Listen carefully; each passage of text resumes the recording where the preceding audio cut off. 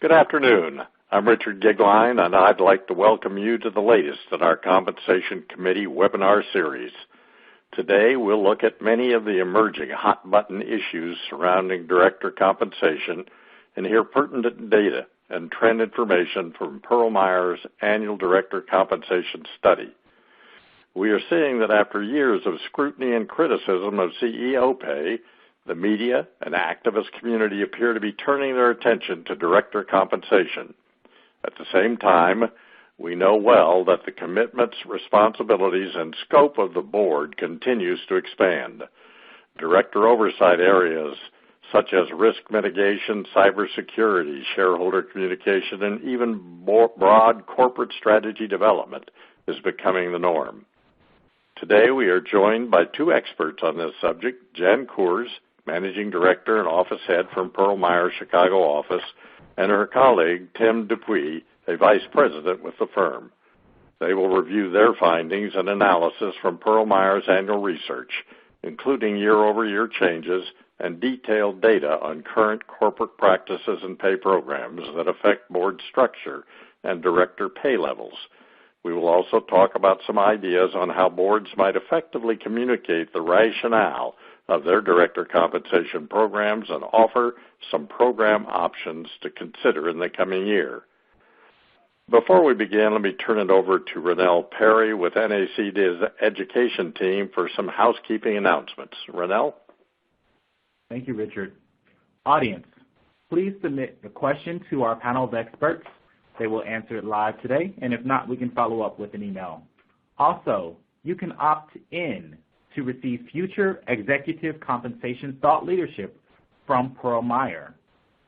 Please live tweet with us at NACD and at Pearl Meyer and download the presentation and access additional resources.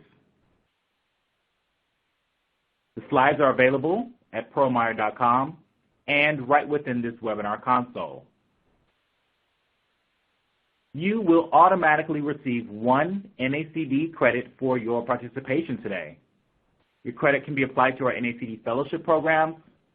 And remember, the replay and slide will be available early next week at nacdonline.org and pearlmeyer.com. Janice, over to you.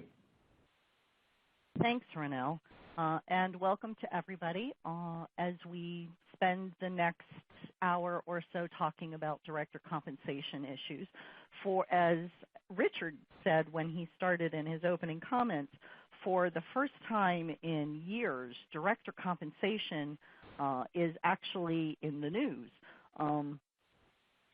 We've got several things going on lately. You've got a number of case law issues, in fact, one of which just kind of came to a conclusion earlier this week. The Facebook executive excess director compensation case has been settled rather than going to trial.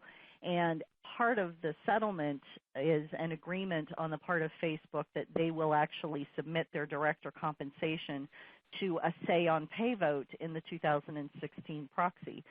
So we've now got not just say on executive pay, but the onset of the potential for a move towards say on director pay. I think it's a really interesting development in the area of director compensation, and it just is a signal that director compensation is starting to get more attention after years of taking a back seat to a real focus on CEO and executive pay. This was brought about by earlier case law that we saw in the case of Citrix, and then a follow-up suit that was very similar to that at Goldman Sachs. So there have been a number of plaintiffs' lawyers out there who have started to focus on director compensation, started to focus on the compensation programs and look for areas for potential litigation. And that has really also given a rise to some focus on general director issues and governance issues. In fact, in today's Wall Street Journal, Joanne Lublin wrote a piece around compensation around committee structure and the use of having the prevalence of having only 2 people on a committee. And I think this is part of a series that the journal is doing on board governance issues. And I think it just signals a whole focus on the corporate governance issue, the role the boards play, and the ancillary issues in that governance space, including director compensation, the topic of our session here today. The other thing that's kind of in the background there and has started to get increasing traction is the whole issue of proxy access. In 2015, we saw 93 companies in the Russell 3000 that had proxy access proposals that actually made it to the proxy statement. 62% of those passed, and ISS recommended a 4 on all of those proposals. ISS, as we've all talked in the past, has a fair amount of influence with a number of institutional investors, and so really can sway votes on things. It is something clearly that they are in favor of, reasonable proxy access, and I would expect that in the 16 proxy season, we are going to see even more companies facing proxy access proposals.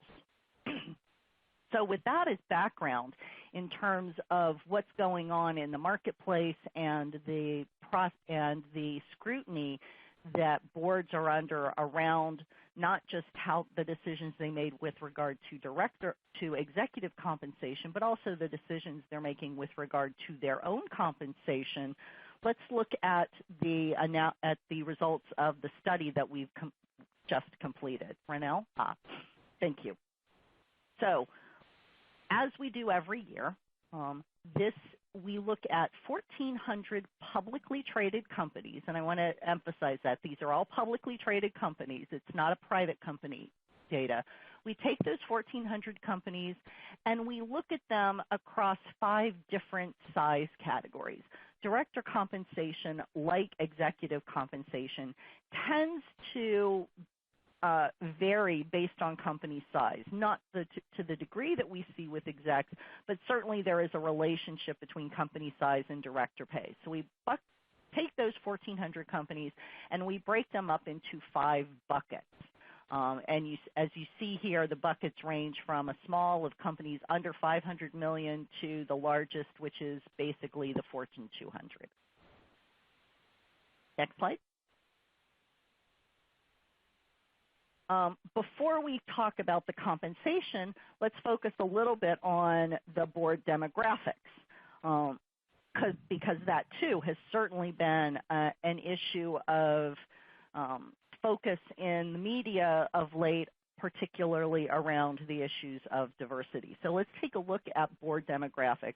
Interestingly, we track this every year. It hasn't changed a lot year over year. Things continue to move incrementally, but only slightly incrementally.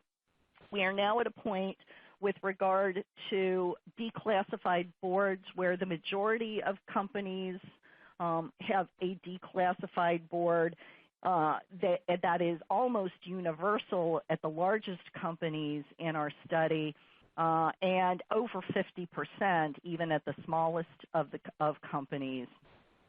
Median age and tenure did not change. Interestingly, despite all the discussion around mandatory retirement, either through age limits or term limits being a way to encourage diversity, this category is one where we saw the prevalence of mandatory retirement actually go down year over year in every single size category. So despite all the calls for things that would encourage board refreshment and board turnover, mandatory retirement doesn't seem to be the way most companies are choosing to answer that concern, because the prevalence of mandatory retirement is actually lower this year in our study than it was last year. All of the other categories on this page, again, we see incremental increases. There are incremental increases in the number of women on boards. I recognize that gender diversity is not the only form of diversity, but it is the form of diversity that is most easy to capture with public data. And all of those categories here moved up 1 or 2 percentage points across the board, but none of these categories saw big increases. So again, the movement there is a bit glacial. The last category here, the prevalence of the combined CEO and chairman of the board, excuse me, we saw a little bit of movement here as well. The prevalence went down, so more companies seem to be heeding the requests of governance outsiders who like to see those roles split. The percentage of combined CEO, chairman of the board positions is decreasing in all of the size categories, interestingly, except for the top 200, where the prevalence of the combined CEO and chairman of the board actually went up year over year. Richard, any thoughts? Do any of this data or any of this movement? It's no surprise here from my perspective.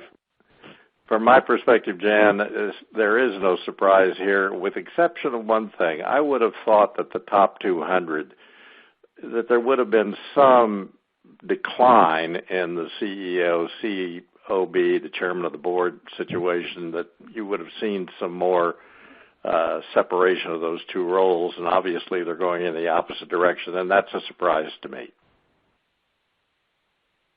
Interesting. Yeah, I would say the same thing. None of this really surprised me. I think that in some cases you wish that some of the movement we would see happening faster, but the trends of the way things are moving don't really surprise me much. Yeah, I thought your adjective of glacial was pretty appropriate. Yeah, unfortunately.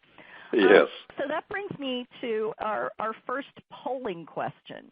As we look at director compensation and we think about all the things going on in the boardroom, we'd like to understand how often people are making changes to their director comp, even if you look at it every year. When was the last time you made a significant change to your director compensation program? Last year, 2 years ago, 3 years ago, more than 3 years ago? If you could submit your answer here, we'll give people a few minutes to do that and see what we get for result. I mean, in my experience, and Richard, I'd be curious your thoughts as well, in my experience, it seems to be kind of an every 3-year thing where you keep your compensation the same, and then by the 3rd year, you have fallen enough behind where the market is that you feel like you need to make a jump and kind of play catch up? That's been my experience as well. The companies I've been on, we do review every year just to make sure that we're staying, in some reasonable level of alignment with the competitive marketplace, but generally no changes of any moment at all, much faster than about every 3 years. Right. So, Ronell, maybe we can take a look and see where we are? Interesting. So it looks like pretty evenly split. A number of companies made it 32% made a change last year, and everybody else kind of 2 years ago, 3 years ago, more than 3 years ago. So that certainly suggests that people aren't making changes every year. And that's pretty consistent with the way we think about, with the way we see our clients address director compensation as well. I think we've got a kind of a second follow-on question here, Ronell, if we can move to that, which is, do you think that shareholders should have a chance to have a say on director pay? Yes or no, if you guys can answer that. And I think, the prior question kind of answers kind of play into that, as well as what we saw happen with Facebook and their settlement. Most of the exec comp say on pay has defaulted to an annual say on pay over executive compensation, and yet the data suggests that director pay doesn't change every year. So maybe if we were going down a path of say on pay for directors as well, that's an area where it actually would make sense to only do it, if you were going to do it, that you would only do it once every 3 years. That an annual say on pay on director comp would seem to be a bit of an overkill. I agree with that very much. So let's take a peek and see what the group thinks. Okay, so 40% say yes, 35% say no. So we don't have a clear consensus on that, but interesting that if you had to pick one way or the other, there's a few more folks who lean towards yes, director say on pay versus no, director say on pay. Richard, do you have an opinion? I do. I would be in the minority on this response. You would be in the no on that one? Yes, I would be a no, a very firm no. I think that the whole question around director compensation is a very complex kind of subject, and it's very difficult, I think, for anyone who isn't within a specific company industry to get a handle on what it should be. And most importantly, I don't think most people really understand the level of commitment and time that is very often required, especially I know in the gaming industry that I've been in for so many years, the amount of time that directors are really required to give to even stay close to up to speed is really a significant amount of time. Food for thought. And with that, I'm going to turn the microphone over to my colleague, Tim Dupuis, to walk through some of the results of the pay data. Sure. So on this slide, we're going to start really with a broad view here, and we're looking at the trends in total direct compensation year over year.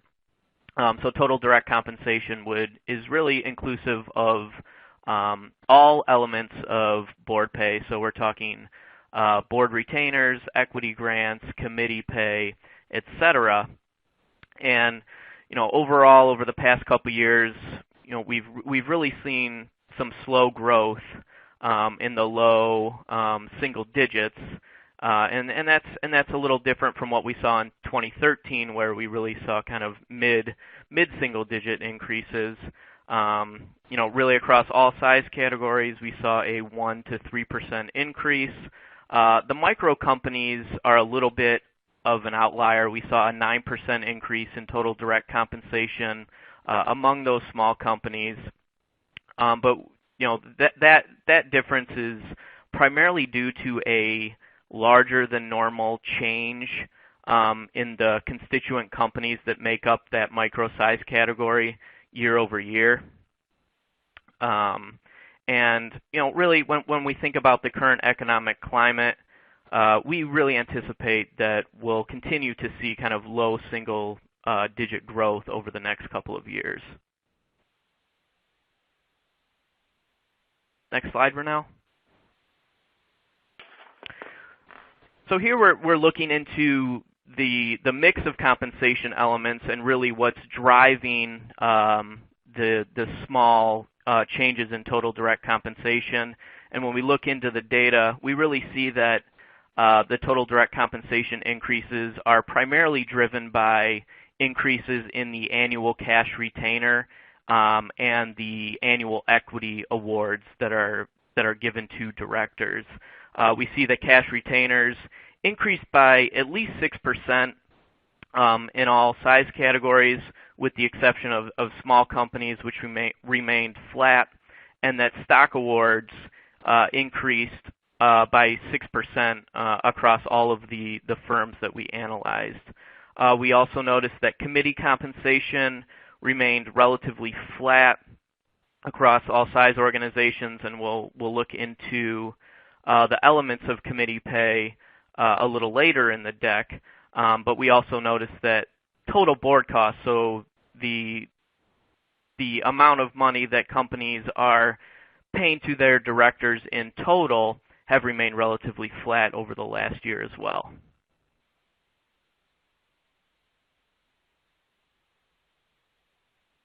On this slide, we're looking at the mix of pay elements, and really, as we've seen over the past several years, full value stock awards continues to remain the largest portion of total pay. And if you look at the trend from the smaller companies to the large companies, the focus on equity usage really increases with company size. So, the larger the companies, the more focus on pay that is delivered in stock options, or more commonly full value stock, is more prevalent. As we've seen in the past as well, board meeting fees and committee pay still remain really the smallest portion of total compensation.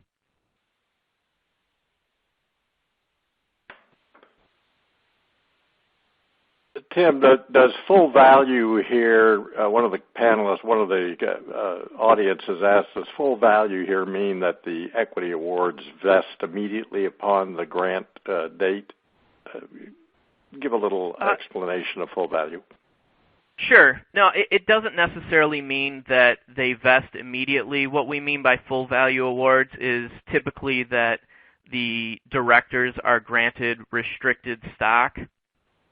And so it essentially means that it's not a stock option. So they are granted a share of stock that is based on the trading price on the day of grant, and the value of that stock moves as the stock price moves on the market. Yeah, I would say to the vesting issue, depending on the way that the company has structured its director comp, it's either going to be a real share of stock, a grant of restricted stock, or it's going to be a restricted stock unit. We would consider both of those to be full value awards versus options or other appreciation only awards.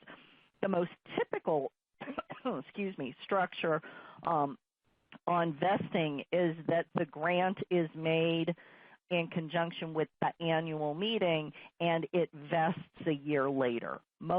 There is some variation on that. There are some companies that have multi-year vesting to their director equity, or do make a grant of some or a portion of the grant that is immediately vested, so it's not really restricted at all.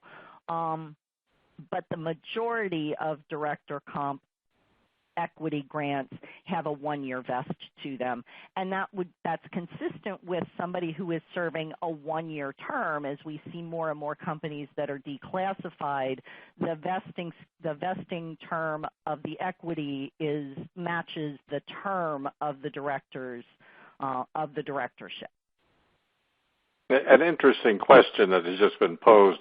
There seems to be, in this person's point of view at least, a major disconnect between what directors think they are worth and what investors think they are receiving in value. And how should companies explain that gap? Wow, how long do we have? I do think, when I think about, and this is just, the world according to Jan, I do think that we probably don't do as good a job in the proxy statement, because if you think about it, that's kind of the one big communication to shareholders around governance issues. I don't think we do a particularly good job in the proxy statement of explaining what it is directors do. I think companies have spent a whole lot of time over the past few years really focusing on the messaging and the storytelling in the CD&A part of the proxy statement. But for many companies, I think the front end of the proxy, where you go through all of the director governance stuff and you talk about the different committees and you talk about how many times they met and directors' qualifications and their brief professional bios, those things still by and large feel very rote to me and feel very, very kind of compliance driven more than story driven.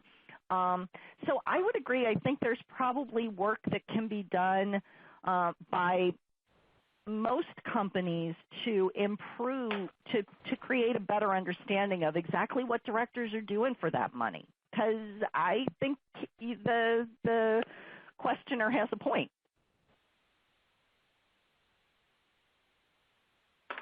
Good. Thank you.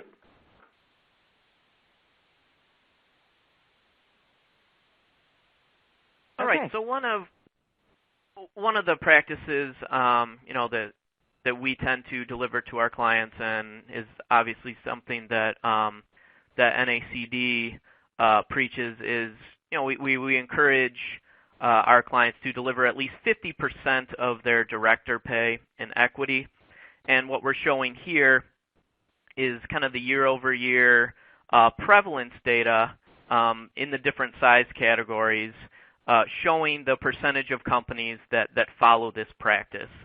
So what we see here is at least 70% of the companies in the medium, large, and top 200 firms comply with this practice.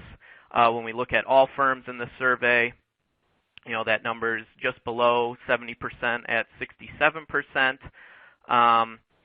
Year over year, the number of companies that do deliver at least 50% of their pay in equity increased, minimally across all size categories, with the exception of the small companies, which we saw a slight decline.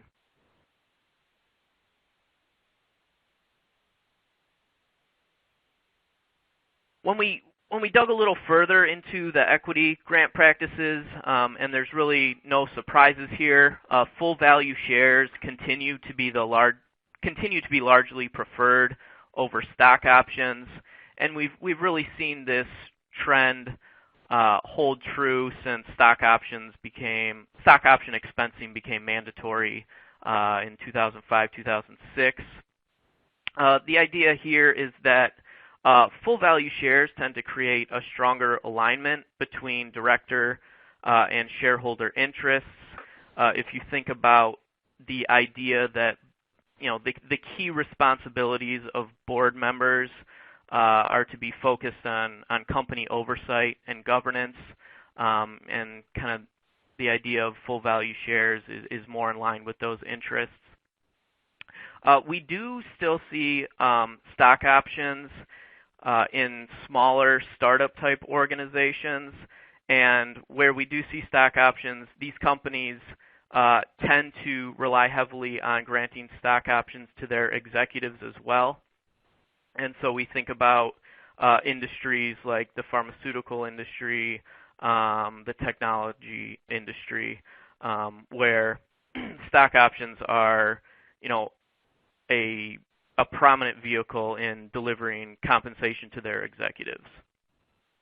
Tim, this whole area of performance shares is an interesting question that's just been posed by the audience. What do you think about performance shares for directors that vest in line with performance? I think that's a really interesting question, and we actually have a poll question coming up regarding, do we think that directors should have the director compensation should be tied to incentive compensation. My thought is, when we think about the overall duties of directors, I'm not sure. I think diving into performance-based compensation is a little risky. Jan, I'd be interested on your thoughts. Yeah, I wonder if we should quickly go through the next slide, and then we can chat about that while people are answering our poll question. Sure. Good. So real quick here, then we'll get into the poll question. We're showing the prevalence of granting equity on this slide, and so with the exception of micro companies, at least 90% of all the companies we analyzed do grant equity to their directors. They typically come in the form of fixed value equity grants. And just a reminder, fixed value means that each year a consistent dollar value in equity is delivered to the executive. So a company may state that every year we will grant $40,000 worth of equity to our directors. Some companies use a fixed share approach where they will say every year we will grant 10,000 shares to our directors. And the dollar value of that grant will change every year based on changes in the stock price. In our opinion, the fixed value approach is a little more consistent with the responsibilities of a director. And basically it comes down to, is a director's service more or less valuable due to changes in the stock price? And I think this is... Tim, I also wonder if another question that's right on this topic. Do you have a perspective on change of the deferring or the deferral of vesting of equity grants to after the board member retires versus on some other time frame? Ooh, we're going to get to that too. We've got a slide kind of after the polling questions. Okay. Around, I think, maybe we don't, around the use of, but we can talk about the use of deferrals and stock ownership guidelines. Why don't we switch to, as we're having a chat here about this incentive pay issue, have people answer the question as to whether or not they think director comp should have some kind of variable point to it. And I think both of the last things play into that, both the increased prevalence of full value shares versus options, because regardless of what ISS says, we all know that options are a performance-based pay element, since they don't have any value unless and until the stock price appreciates, whereas restricted stock has value from the day it's granted to you. But also this issue of setting a value, a dollar value for the equity grant versus setting a fixed share or a fixed number for the equity grant.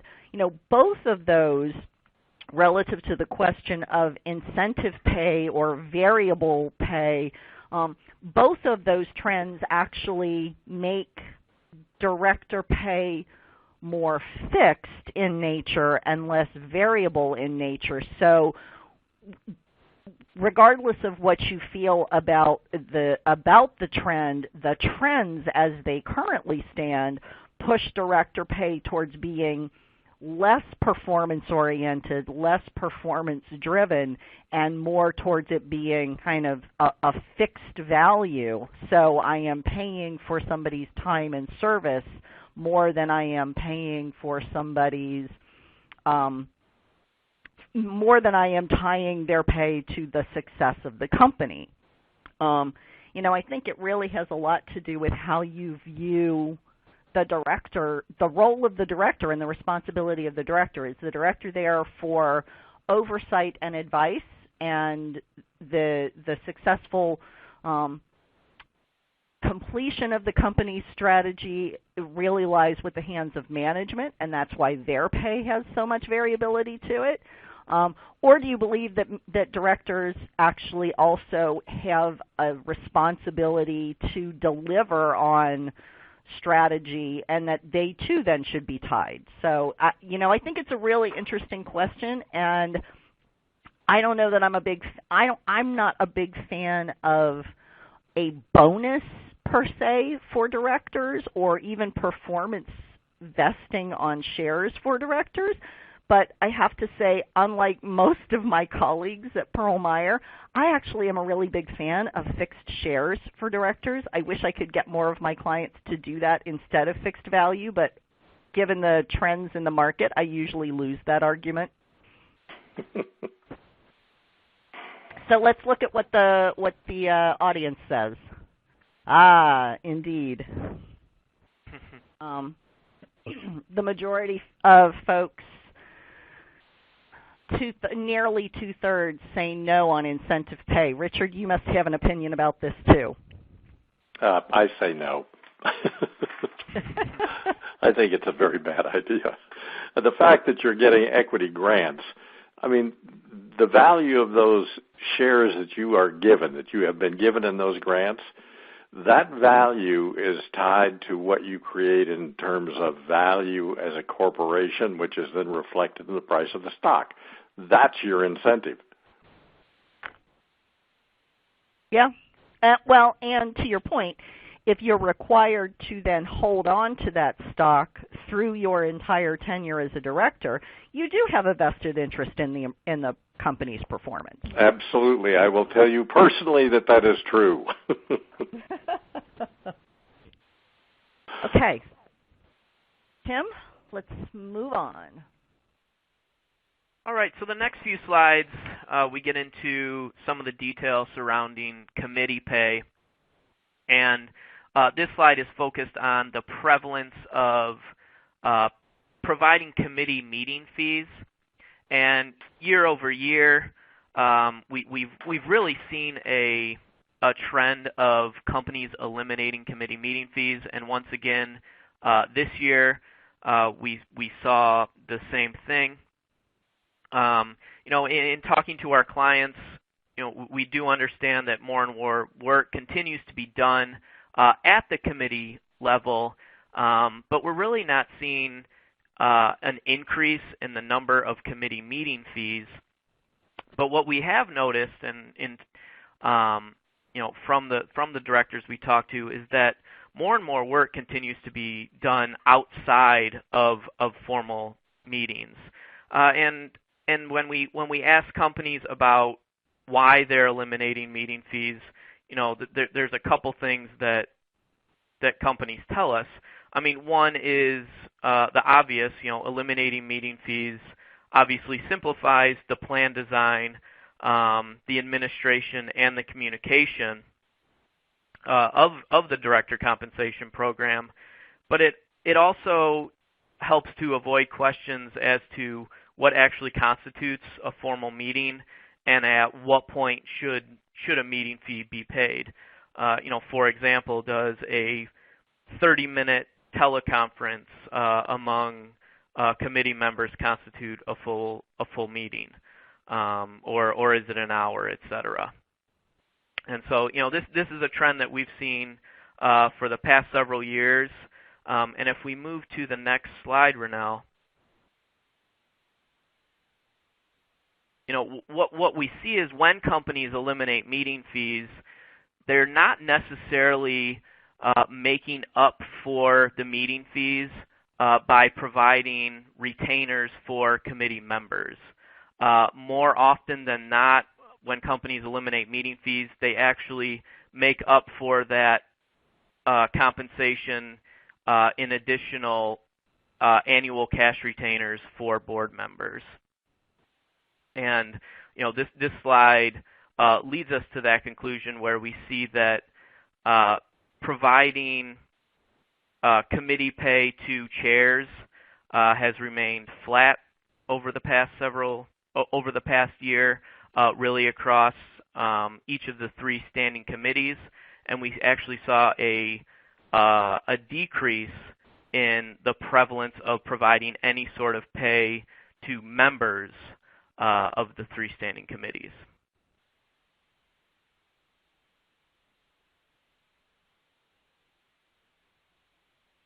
When we look at the retainers, the annual cash retainers that are provided to the chairs of the typical three standing committees, for the past several years, we've really continued to see that there's really universal agreement that the audit chair is a bigger role, a bigger job than the chair of the compensation committee, and that the chair of the compensation committee is a bigger role than the chair of the nominating governance committee. When we look, if we look at all firms, the typical differentiation in pay is about $5,000 that's being paid to the chair of each committee. Starting with the audit chair at $20,000, the comp committee chair at $15,000, and the governance chair being paid about $10,000.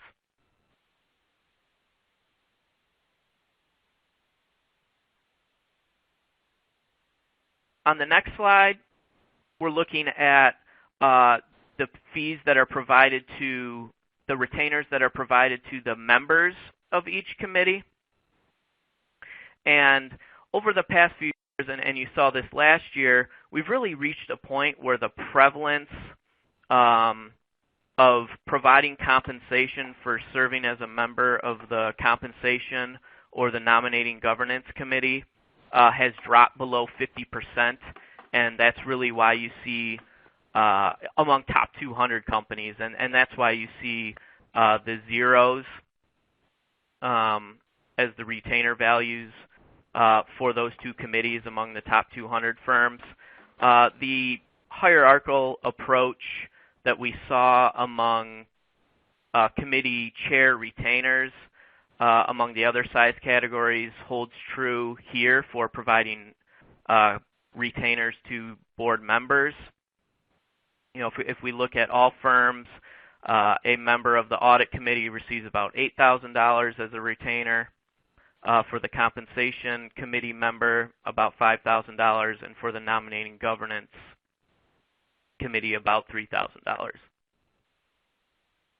But I do think we're going to continue to see a move as we have, as Tim said, this notion that amongst the largest companies that we looked at, you see that more than half of companies don't pay any kind of compensation to committee members for the comp committee or the nom-gov committee. I would expect to see that over time we'll continue to see that as a trend as well. I don't know that it ever, that it's a landslide and that we see that move quickly, but I do think that that's a trend that we'll continue to see companies replacing committee member compensation by simply taking that money and rolling it into the board retainer, cash retainer that all board members receive. But,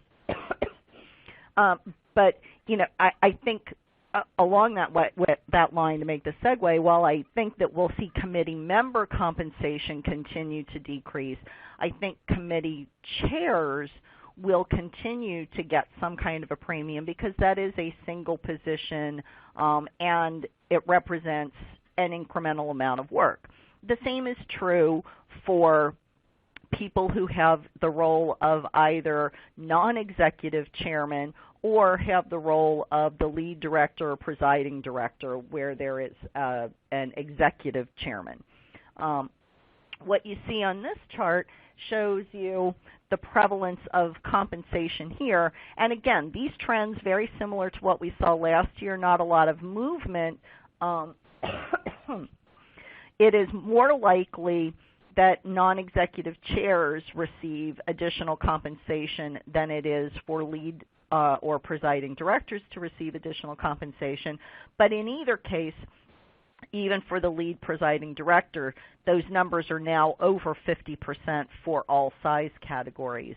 And then I would direct you all the way over to the right hand of the chart where you look at what those multiples are. So not only do non-executive chairs tend to get paid something in addition more often than lead directors, but the premium, that premium tends to be higher as well.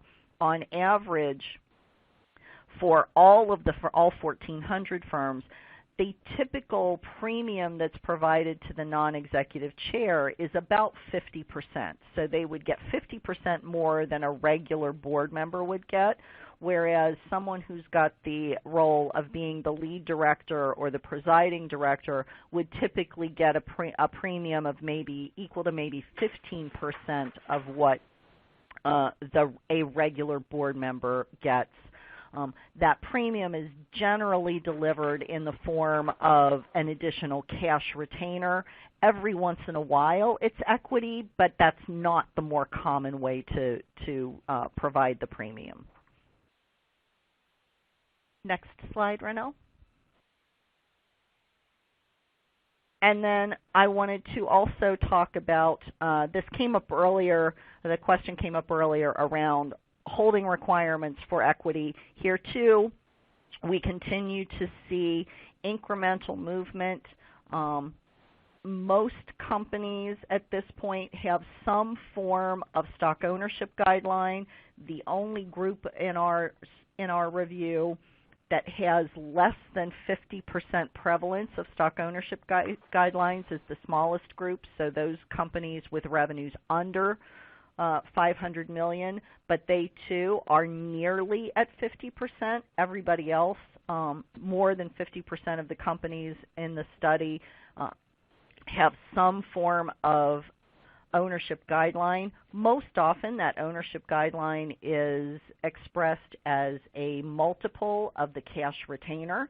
So one of the things to think about as you think about making other changes to your compensation, like should we take meeting fees and roll them into a cash or board retainer? Should we take committee compensation and roll it into the board retainer?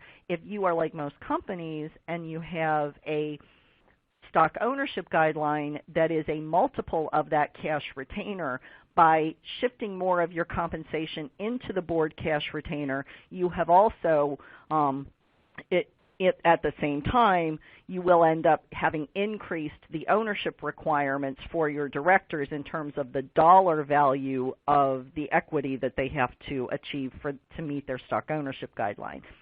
And in fact, we have seen the last row in the first box. We have seen the dollar value, while the median multiples in the middle of the box, that's the 3x, the 4x, the 5x, haven't really increased over time. The dollar value of the median of what those retainers generate has increased over time, and it is because for a whole variety of reasons we continue to see the cash retainer for board members creep up, and so does then, by definition, the dollar value on the stock ownership guideline. The bottom half of this page deals with the shareholding requirements, and this is separate and apart from the stock ownership guidelines above, which is the number of companies that actually have in place a requirement that says, regardless of stock ownership guidelines, we have imposed an additional supplemental ownership requirement that requires our directors to hold on to their equity for some period of time. Here too, we see this prevalence. While clearly nowhere near the prevalence of stock ownership guidelines, this prevalence is creeping up. In aggregate, it's about 18% across all of the companies. The bigger the company is, the more likely it is to have some kind of a holding requirement.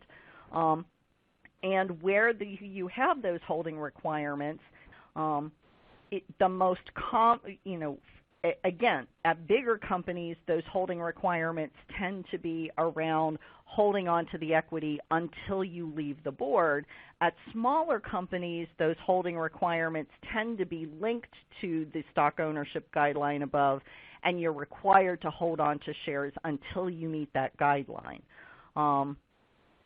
Most of the time, those guidelines require you to hold on to some of the shares, not all of the shares. Again, at the largest companies, because they're under more scrutiny, we tend to see more onerous ownership requirements and holding requirements. Amongst those top 200 companies, you tend to see you have to hold on to the shares until you leave the board, and you have to hold on to all of your shares until you leave the board. So at that point, honestly, the stock ownership requirement above becomes superfluous because once the company's got a policy that says you have to hold on to everything I give you until such time as you leave the board, it doesn't really matter what the stock ownership requirement is. At that point, I believe the Fortune 200 companies have the stock ownership requirement just so they can check the ISS box. And with that, I just want to provide, a couple of quick takeaways. When we think about, again, where compensation is, where we are now, where we see this going, I think director compensation continues to be, to kind of follow three pretty straightforward principles.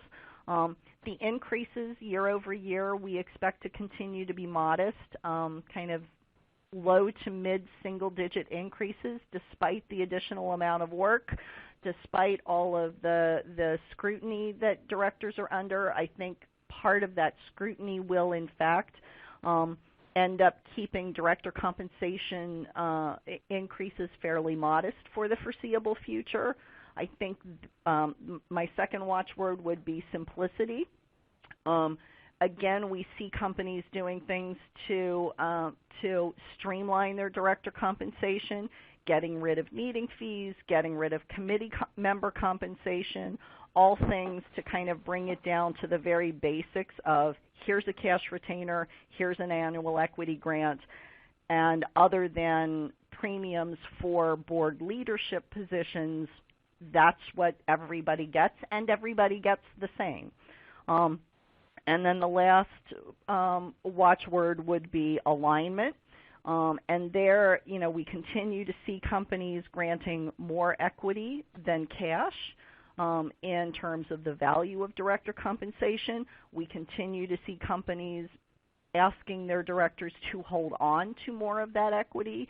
So while multiples aren't increasing, the prevalence of people having stock ownership guidelines increases, and the value of those stock ownership guidelines increases as cash retainers go up.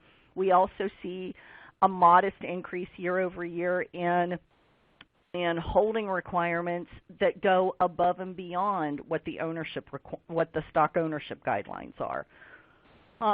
And with that, I guess I am turning it back to Richard and Ronell. Ronell, I think you have some wrap-up comments before we go to questions. I sure do. Thank you, Richard. Audience, please do not miss our next webinar in this series.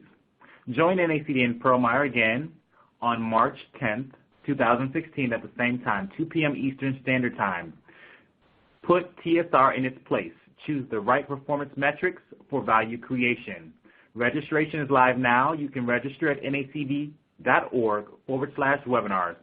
If you have any questions or if you would like to opt in to receive further thought leadership from Pearl Meyer, please reach them at the email on the screen.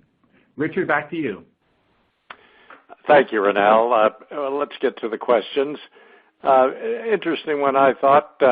What are the panelists' thoughts on whether or not a non-employee director who represents an institutional investor on the board should receive options as part of director compensation, since this could be viewed as stock on stock?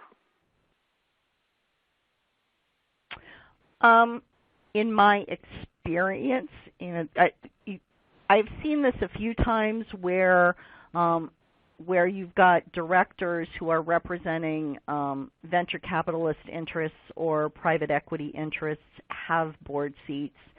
And in my experience anyway, what typically happens is that those directors don't receive the equity portion of the director fees. They do receive the cash portion of the director fees, but typically that cash portion ends up getting remitted back to their employer because the fact that they're on the board is considered to be part of their job.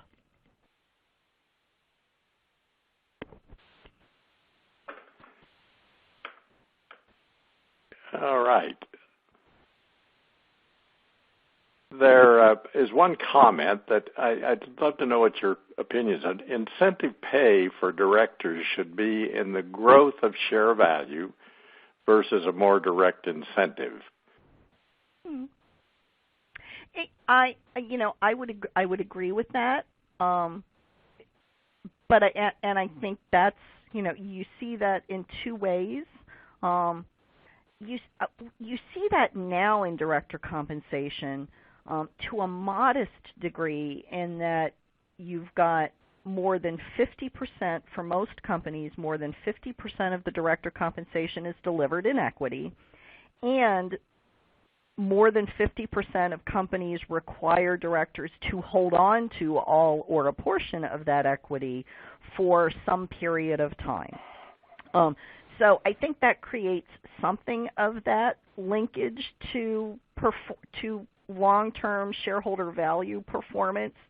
I do think, though, that if I was in a position where I wanted to kind of leverage that performance linkage up a little bit more, I think, clearly stock options are more performance leveraged than full value shares, and the trend in director comp is to move to full value shares rather than options. So that kind of flies in the face of that performance alignment. And a fixed share approach towards determining how many shares somebody gets, is a more performance leveraged alternative than a fixed dollar grant. And yet the trends on fixed value versus fixed share also kind of fly in the face of that performance alignment. So, there are some conflicting things going on here. But I, too, think that to the extent that a company believes that directors should have some performance characteristics to their compensation, I think clearly the only performance that makes sense is an alignment to the long-term share value of the company, not internal financial metrics. An interesting comment that ties right to what you just said, Jan. One of our audience people said, in their opinion, performance shares for directors does not make sense, in that the independent directors do not have a direct control over operational decisions. Incentive pay would encourage the crossing of the bright line into the territory of management responsibility. Well, not only would it cross the line into management responsibility for delivering financial results, but the directors are the ones who are supposed to audit and accredit those financial results. And if the directors were being paid for the achievement of the financial results that they were responsible for signing off on, you got the fox watching the hen house. Correct. Well, I see that we have, in fact, run out of time. I do want everyone to know that the questions that have remained unanswered will be followed up with down the road, and you will get an answer to your questions. I want to thank everyone on the panel, Pearl Meyer's people, especially Ronell and your staff, and most particularly all of the people who joined us in the audience. Thanks so much. I think it was a great presentation.